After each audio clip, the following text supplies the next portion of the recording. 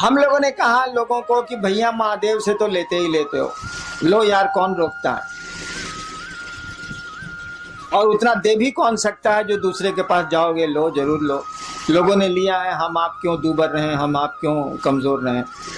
लेकिन ज्ञान भी लो नहीं यार, ज्ञान क्यों नहीं लेते हो?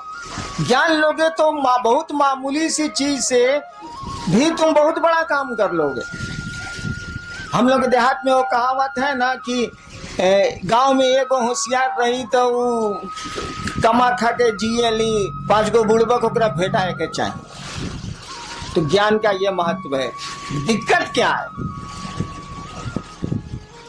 दान तो बंटवारा में आप ले सकते हैं। जैसे महादेव को आप बाबा कहते हैं, बाबा की संपत्ति में आपका अधिकार है। शिव कहा जाता है कि चंदा मामा सबके मामा, शिव घर घर के बाबा। कहावत है ना, चंदा मामा सबके मामा, शिव घर घर के बाबा। तो बाबा में तो पोते पर पोते सबका अधिकार है भाई, उसकी संपत्ति में तो भोग तो रहे।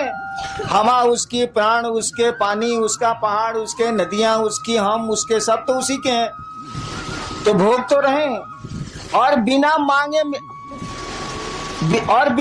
मिल जाएगा, क्योंकि बाबा की संपत्ति में उसके पोता पोती से लेकर पूरा खानदान बढ़ते चले जाए, सबका अधिकार होता। कानून कहता है इस देश का कि जब तक जिंदा है तभी तक अधिकार रहेगा, उसके बाद कहीं दूसरे को दे दे। उस साला मरबे नहीं करता है तो देगा किसको?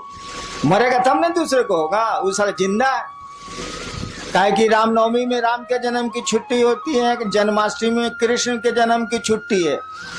अब महादेव के जन्म का पता भारतीय सरकार को नहीं लगा तो हमको आपको कहाँ लगेगा, इसीलिए बियाह की छुट्टी है। महादेव का बियाह का छुट्टी दे, कहीं बियाह का छुट्टी सुना है आज तक किसी का? किसी भी बड़े से बड़े आदमी के शादी की छुट्टी आपको मिलती हो सरकारी दफ्तरों में, ऐसा सुना कभी? जन्म की मिलती है, पुण्यतिथि की मिलती है जिसमें वो शरीर छोड़ते हैं, पुण्यतिथि भी बहुत कम मिलती है, नहीं के बराबर मिलती है। जन्मदिन की छुट्टी मिलती है, जो हमारे यहाँ भगवान है या हमारे यहाँ जो पूज्य लोग हैं उनको उनके दिनों पर सरकार छुट्टियां देती है। लेकिन बियाह के दिन के छुट्टी मिला लोग है सरकार में, ये कभी सुनने बने रहे वालों नहीं। बियाह के दिन साला बियाह हो गए लोग, कौन बड़का बात बा। लेकिन महादेव के छुट्टी मिलेला महाशिवरात्रि, वो बियाह के दिन मिलेला। काहे कि साले सरकार कमबख्त सरकार को ही नहीं पता, हमको आपको क्या इतनी बड़ी हस्ती को नहीं पता है कि पैदा कब हुआ था। आज जब पैदा ही नहीं हुआ था ये मालूम नहीं है तो मरेगा ही नहीं साला। इसीलिए बाबा आपका जिंदा है, आपको हमको हक है, लेकिन केवाला नहीं मिलने वाला। केवाला तो उसी के नाम से है। दान में एक बाप अपने बेटे को पूरी संपत्ति का पूरा टुकड़ा दे सकता है। 3 बेटे हैं तो 3 हिस्सा कर देगा वो। कहल जाला कि बंटवारा में चाउर अगर धुआ गई बात तो कर पानियों बटी, हाँ बटी, चावल का धुआं भी बढ़ता है। ये हम आसमान से सीखा, धरती पर हम नहीं जानते थे इसको। चावल का धुआं भी बढ़ता है, लेकिन भाई साहब ज्ञान नहीं बढ़ता है। एक बाप अपने बेटे को, अगर 3 बेटे हैं 4 बेटे हैं तो वो 4 टुकड़े कर देगा। बंटवारा के समय चावल और अधन पर चढ़ा हुआ है तो पानी भी बांट देगा वो। लेकिन वह बहुत बढ़िया शिक्षक है तो ज्ञान नहीं बांट सकता है। उसका ज्ञान लेने के लिए उसके बेटों को उससे ज्ञान लेने की मानसिकता में आना होगा, उससे पढ़ना होगा। हम अक्सर एक किस्सा सुनाते हैं, बना के किस्सा सुनाते हैं, कौन किस्सा थोड़े। एक बाप था, उस इलाके का बहुत बढ़िया शिक्षक था, रिटायर कर गया, और जब तक वो शरीर से तंदुरुस्त था अपने बेटों को कहता था, अरे हमसे पढ़ लो, इस इलाका में हमसे बढ़िया मास्टर नहीं है, तुम भी जानते हो कि हमसे बढ़िया मास्टर नहीं है, हमसे पढ़ो। 3 को बेटा था, 2 को बड़का बोला तोहरा से पढ़े, हमारे स्कूल में नाम लिखाओ। क्या करेगा बाप, उसने स्कूल में नाम 2 को लिखा दिया। छोटका बोला कि ना बाबूजी हम तोहरे से पढ़े। उसने तो कहा ही था कि हाँ पढ़ो। 2 बेटा कहा कि ना हम तरह से ना पढ़े, भी स्कूल में पढ़े। समय बीता, वो रिटायर कर गया, बूढ़ा हो गया। एक दिन सबसे छोटका बेटा हो गया था कलेक्टर, पढ़ा टीचर बढ़िया था, बना दिया उसको, IAS हो गया, वो कलेक्टर हो गया। एक दिन छोटका बेटा आया बाप से मिलने के लिए, तो पीला बत्ती का गाड़ी या अंगरक्षक बॉडीगार्ड सब था उसके साथ। और दोनों भईवा जो था उससे बड़ा जो नहीं पड़ा था अपने बाप से, वो दोनों बथान में भैंस को सानी लगा रहा था। सुना कि छोटका भैया आया है, भईवा आया है, तो दोनों आया मिलने के लिए। बगीचा में था, बथान में था, आया मिलने के लिए।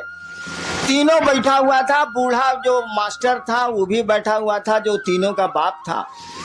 दोनों ने कहा, दोनों बड़े भाई ने बाप से कहा कि बाबूजी तारा ऐसा था बेईमान हमनी का देखबे ना कोई नहीं। बाप ने कहा क्या बेईमानी की बोलो?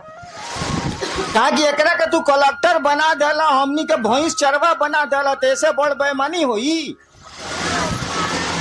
वो बूढ़ा आदमी बोला कि देखो बाबू हमरे पास इतना बीघा जमीन है, छोड़ दो हम पेंशन से खा लेंगे, हमको जमीन की जरूरत नहीं है, तुम तीनों भाई इस जमीन को बांट लो।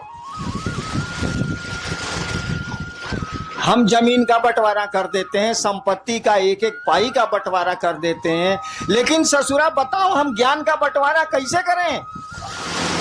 ये पढ़ना चाहा तो हमने पढ़ा दिया, तुम दोनों ने कहा नहीं पढ़ेंगे तो स्कूल भेज दिया। तुमको बढ़िया शिक्षक नहीं मिला, तुम नहीं पढ़े, भैंस चरा रहे हो। इसने हमसे पढ़ना चाहा, हम थोड़ा बढ़िया से पढ़ाते रहे हैं स्कूलों में, हमने इसको पढ़ा दिया, ये कलेक्टर हो गया, तुम दोनों भैंस चरवा हो गए। तो ज्ञान का बंटवारा हम कैसे कर दें? चलो चावल का पानी हम बांट देते हैं, सब कुछ बांट देते हैं 3 हिस्से में, लेकिन ज्ञान कैसे बांटेंगे यार? ज्ञान कोई लेगा तब न देंगे, ज्ञान तो लेना पड़ता है। सामान तो हम दे देंगे, लीजिए चाहे फेंकिए, लेकिन ज्ञान तो हम दे ही नहीं सकते ना जब तक आप लेना नहीं चाहिएगा, उसको रिसीव करना नहीं चाहिएगा। हम लोगों ने कहा महादेव से दान लेते हैं, ज्ञान कहीं नहीं लेते हैं भाई साहब। ज्ञान लेने के लिए आपको उस महादेव का चेला बनना होगा, शिष्य बनना होगा। और शिष्य बनना होगा इसका माने शिष्य शब्द का अर्थ जानते हैं? जो लोग अंग्रेजी जानते हैं उनको तो आसान है, डिसाइपुल और डिसिप्लिन।